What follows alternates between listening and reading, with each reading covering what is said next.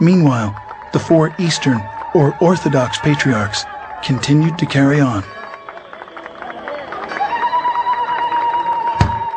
In 1517, a little-known German monk named Martin Luther, protesting certain Roman Catholic practices, nailed a 95-point thesis to the door of the Roman Church in Wittenberg.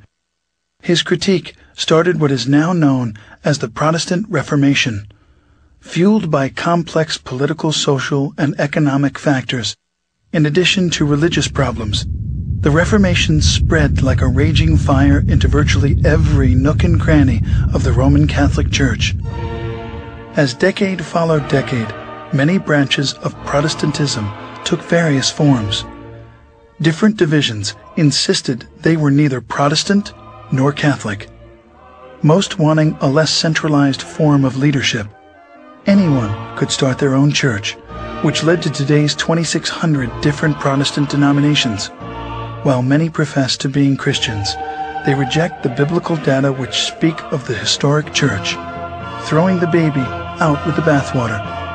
Some pretended to be the New Testament church, but were seriously off base, leading many people far astray from Christ and the church.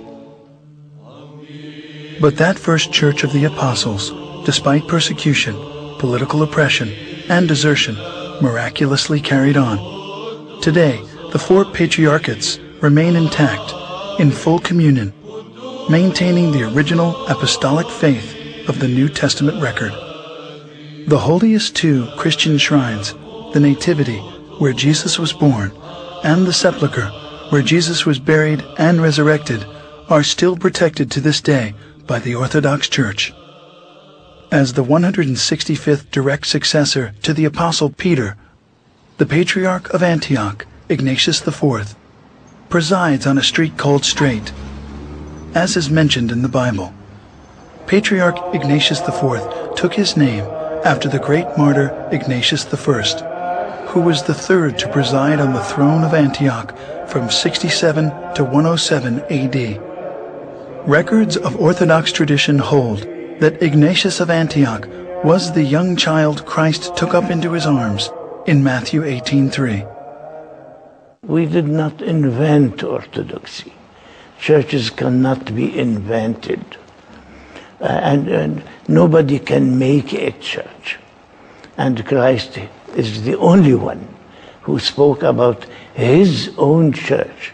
And we believe that we stick to Orthodoxy because it is his own church.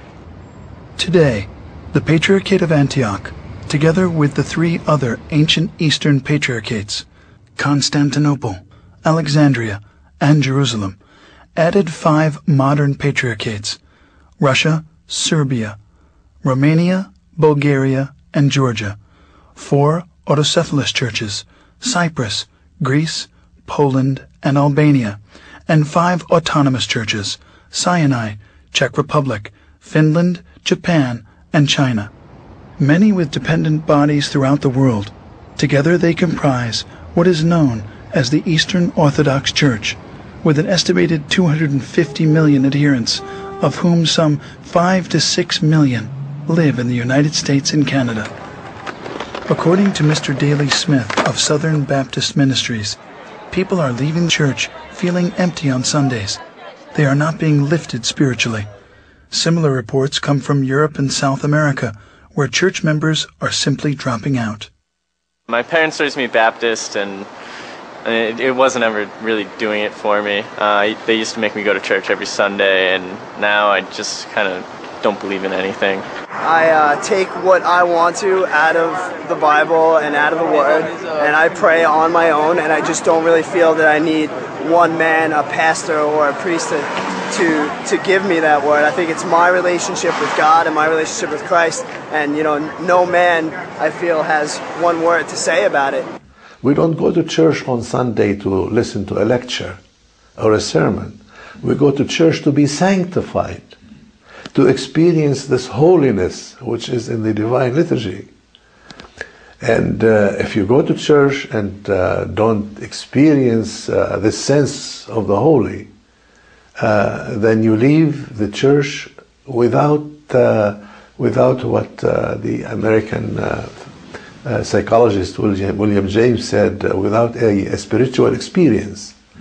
And we go to church to have a spiritual experience and be in communion, not only with God, but with each other. Orthodox service is a celebration. A few have discovered the original church and are converting to Orthodoxy. In 1987, about 20 parishes of former evangelicals embraced the Orthodox faith. I chrismated them and ordained them, and they are an integral and very important part of the Archdiocese today.